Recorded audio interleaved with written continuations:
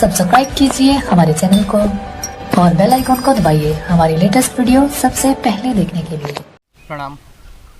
आज मैं आप सभी को इस वीडियो के माध्यम से श्वास संबंधित विकारों के बारे में, रेस्पिरेटरी सिस्टम से संबंधित जो प्रॉब्लम्स क्रिएट होती हैं उनके विषय में विशेष बताने वाला हूं। आप सभी किन अभ्यासों को करके स्वयं को श्वसन तंत्र संबंधित विकारों से दूर भी कर सकते हैं और रेस्पिरेटरी सिस्टम की जितने भी विकार हैं उनसे आप स्वयं को बचा सकते हैं और समस्त प्रकार की एलर्जियों से भी बचा सकते हैं। अभी इस समष्टि में, इस जगत में लगभग 600 प्रकार की एलर्जी है।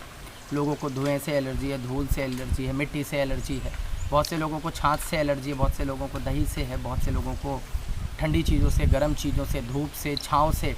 तो ऐसे बहुत से लोगों को तो अभी आजकल साइकोलॉजी में इन बातों को भी विशेष बताते हैं कि मित्रों को मित्रों से एलर्जी है। अभी घर परिवार में लोग एक दूसरे से एलर्जी करने लगे। तो ये सब विकार का ही एक कारण है। तो इनसे आप बचने के लिए भस्त्रिका प्राणायाम एक अल्टीमेट अभ्यास है। भस्त्रिका प्राणायाम को करके आप अपने लंग्स की कैपेसिटी को बढ़ा सकते हैं, अपने डायफ्राम को स्ट्रॉन्ग कर सकते हैं, अपने हार्ट की ब्लॉकेज को दूर कर सकते हैं और संपूर्ण शरीर की समस्त नस नाड़ियों में ऑक्सीजन लेवल जो है वो पूरा का पूरा मेंटेन हो जाता है और हम में एक सकारात्मकता, एक दिव्यता जो है वो प्रतिष्ठित हो जाती है। आप सभी इस अभ्यास को कर सकते हैं अपने स्थान पर ही बैठे बैठे आराम से, सहजतापूर्वक, और श्वास संबंधित समस्त विकारों से स्वयं को बचा सकते हैं, निजात पा सकते हैं और जिनको है उनको 100% वो क्योर कर सकते हैं और जिनको नहीं है वो कभी फिर जीवन में नहीं होगा। मात्र 5 मिनट के अभ्यास से भस्त्रिका प्राणायाम के ऐसे कमर गर्दन को सीधी करिए। ज्ञान मुद्रा या वायु मुद्रा का चयन कर सकते हैं। सुखासन, सिद्धासन, पद्मासन, जिसमें भी आप बैठ सकते हैं, सहजतापूर्वक बैठ जाइए। मन को शांत और सहज करते हुए ऐसे लंबी गहरी सांस को भरेंगे। सब भस्त्रिका प्राणायाम में 3 स्थितियाँ किसी भी अभ्यास की होती हैं, सामान्य, मध्यम व तीव्र। सामान्य स्थिति में आपको कैसे अभ्यास करना है? सामान्य स्थिति में जब भी आप अभ्यास करें, जो रोगी हैं उनको सामान्य स्थिति बताएं, उनको मध्यम या तीव्र भी नहीं बताने की ज़रूरत है। जो बुजुर्ग हैं, जो हाई बीपी के पेशेंट हैं, जो स्लिप डिस्क के रोगी हैं, जिनको श्वास संबंधित विकार है, अस्थमा, दमा जैसे रोग हैं, पुराना नज़ला है या सोराइसिस है, एक्जिमा है, जिनको ऐसे विकार हैं उनको आप बताएं कि सामान्य स्थिति में ही वो केवल अभ्यास को करेंगे। आप कैसे कर सकते हैं? आप क्रिया को समझ लें, इसकी विधि को समझ लें। लंबी गहरी सांस को भरना है लगभग 5 सेकंड में और 5 सेकंड में सांस को छोड़ना। डीप ब्रीथिंग करते हुए ऊपर आएंगे इस प्रकार से, उसे बिना रुके हुए बाहर करिए। फिर से लंबी गहरी सांस को भरेंगे, उसे पुनः बाहर करिए। ऐसे डीप ब्रीथिंग करिए बिना रुके हुए उसे बाहर की तरफ। हर श्वास के साथ एक विश्वास होना चाहिए, एक अनंत संवेदनाएं होनी चाहिए। प्रभु की दिव्यता को, उसके अनुग्रह को स्वयं में महसूस करते हुए, उस ब्रह्म के साथ स्वयं को एकाकार करते हुए, उसके दिव्य स्वरूपों का दर्शन करते हुए, मातृ देवो भव, पितृ देवो भव, इष्ट देवो भव, गुरु देवो भव, राष्ट्र देवो भव, अतिथि देवो भव, इस भाव के साथ ऐसे निरंतरता पूर्वक अभ्यास को करिए। लंबी गहरी सांस को भरेंगे, उसे बिना रुके हुए बाहर करिए। अब इस प्रकार से करने से एक नॉर्मल व्यक्ति से कई गुना ज़्यादा ऑक्सीजन हमारी लंग्स में जाती है। डायफ्राम वहाँ से हमारे स्ट्रॉन्ग होता है, क्योंकि व्यक्ति की आयु किसकी ज़्यादा होती है? जो ऑक्सीजन लंबी गहरी लेते हैं। और ये बहुत बड़ा साइंटिफिक वे के साथ एक रिसर्च है और जिसमें बार बार इन बातों को बताया जाता है। कुत्ते की आयु क्यों कम होती है? क्योंकि वो श्वास को बहुत जल्दी जल्दी लेता और छोड़ता है, इसीलिए। और कछुए की आयु सबसे ज़्यादा इसीलिए बोलते हैं क्योंकि वो 14 सेकंड में लगभग सांस को भरता है और 14 सेकंड में सांस को छोड़ता है। एक साइकिल उसका जो पूरा होता है लगभग इतना समय लग जाता है। हाथी लगभग 10 से 12 सेकंड में बढ़ता है, 10 से 12 सेकंड में सांस को छोड़ता है। तो ऐसी दिव्यता को आप प्रतिष्ठित कर सकते हैं इस अभ्यास को करके। तो आप भी ज़रूर इसको करें। कम से कम 2.5, 3 या 5 सेकंड में लगभग सांस को भरने का अभ्यास करें। अब सामान्य स्थिति के बाद फिर मध्यम स्थिति।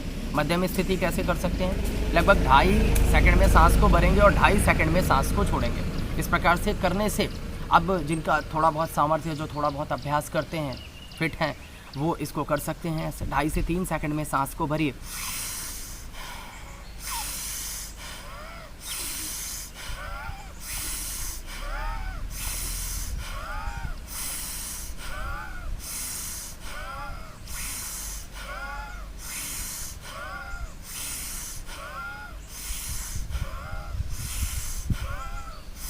ऐसे करने मात्र से श्वास संबंधित रोग भी दूर होंगे और समस्त प्रकार के विकारों से आप दूर होंगे और हमारे कफ संबंधित दोष भी इससे दूर होते हैं।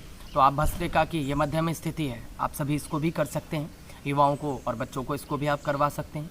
और जो सामर्थ्यवान है, जो सच्चे योगी हैं, जिनका अच्छा सामर्थ्य है, अब इसमें भी रोगी, भोगी और योगी, ये 3 प्रकार की कैटेगरी जो है। तो रोगी जो हैं उनको सामान्य स्थिति, जो भोगी हैं उनको मध्यम स्थिति और तीव्र स्थिति जो योगी हैं, जो समर्पित हैं, जो संकल्प पूर्वक जीवन जीते हैं, जिनके साथ योग और प्राणायाम के साथ साथ ध्यान को जीवन में विशेष स्थान देते हैं और इनके साथ ही साथ एक उचित दिनचर्या है जिनका जीवन दिव्य है, वो इस अनुष्ठान को ऐसे भी कर सकते हैं, एक संकल्प के साथ जीते हैं और अपने आहार विहार को अच्छा रखते हैं, रहन सहन को अच्छा रखते हैं, वो तीव्र स्थिति भी कर सकते हैं। 1 सेकंड में सांस को भरिए, 1 सेकंड में श्वास को छोड़ेंगे, ऊर्ध्वरेता बनने के लिए, दिव्यता को प्रतिष्ठित करने के लिए और एक सकारात्मक ऊर्जा, दिव्य ऊर्जा को अपने आप में धारण करने के लिए। क्योंकि एक नॉर्मल व्यक्ति जब भी सांस को भरता है तो वो लगभग एक बार में जब भी श्वास को भरता है तो 400 से लेकर 500 ml तक या 1000 ml तक मैक्सिमम ऑक्सीजन को वो लेता है। और जब हम इस तरीके से श्वास को भरते हैं तो लगभग 10-10 हज़ार ml तक एक बार में श्वास को अंदर की तरफ लेते हैं, तो एक नॉर्मल व्यक्ति से लगभग 8 से 10 गुना ज़्यादा हमारा सामर्थ्य बढ़ जाता है। तो ये अल्टीमेट बेनिफिट मिलता है हमें योग के अभ्यास से। अब इस अभ्यास को तीव्र स्थिति में कैसे कर सकते हैं? 1 सेकंड में भरिए, 1 सेकंड में छोड़िए। ये तीनों स्थितियाँ इस अभ्यास को मैंने बता दिया है, तीनों स्थितियाँ आप ज़रूर बताएं और स्वयं भी कर सकते हैं सभी। अब 1 सेकंड में भरिए और 1 सेकंड में छोड़ेंगे। जिनका अच्छा सामर्थ्य है 100% कभी जुकाम भी फिर नहीं लग सकता और जो एनर्जी होती है वो हमारी, जो हम 40-45 मिनट में लगभग वॉकिंग करके या रनिंग करके 15-20 मिनट में जितनी कैलोरी एनर्जी हम बर्न करते हैं उससे कई गुना ज़्यादा कैलोरी एनर्जी केवल 5 मिनट में आप बर्न कर सकते हैं बिना हाथ पैर को हिलाए भस्त्रिका प्राणायाम को करके तीव्रतापूर्वक ऐसे।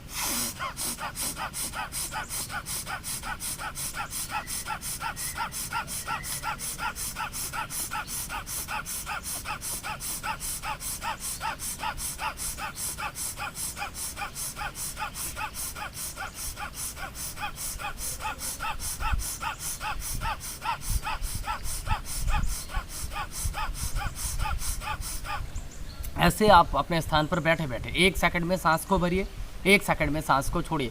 तो इससे लंग्स की कैपेसिटी तो बढ़ेगी बढ़ेगी, समस्त प्रकार के विकारों से आप मुक्त होंगे, रेस्पिरेटरी सिस्टम को सक्रिय कर सकेंगे और किसी भी प्रकार की एलर्जी आपको नहीं लगेगी। 100% ये बेनिफिटेबल है।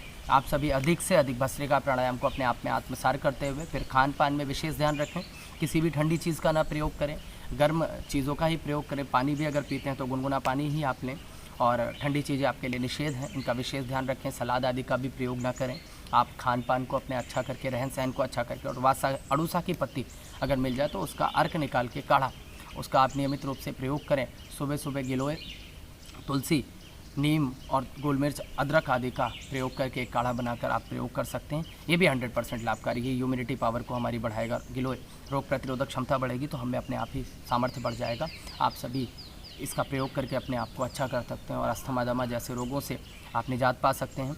आप सभी इस वीडियो को अधिक से अधिक देखें, लाइक करें, शेयर और सब्सक्राइब करना ना भूलें। सभी को प्रणाम, धन्यवाद।